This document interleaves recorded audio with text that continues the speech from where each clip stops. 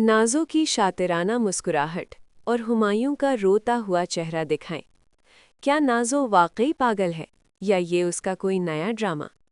मेरी ज़िंदगी है तू एपिसोड 17 का असल सच जानकर आप दंग रह जाएंगे। एपिसोड 17 में हमने देखा कि नाज़ो सिर्फ हुमायूं को हासिल नहीं करना चाहती, बल्कि वो उसे साइकोलॉजिकली टॉर्चर कर रही है। इसे कहते हैं ऑब्सेसिव लव डिसऑर्डर। वो हुमायूं की हमदर्दी यानी पिटी को अपनी ताकत बना रही है। हुमायूं की सबसे बड़ी गलती उसका ये सोचना कि वो नाज़ो को प्यार से समझा लेगा। लेकिन नाज़ो जैसे किरदार प्यार से नहीं, इलाज से ठीक होते हैं।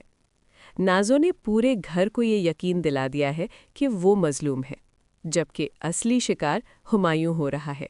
आपको क्या लगता है, क्या हुमायूं को नाज़ो का साथ देना चाहिए या उसे सख्ती से रोकना चाहिए? कमेंट में अपनी राय दें और मज़ीद डीप एक्सप्लेनेशन के लिए सब्सक्राइब करें।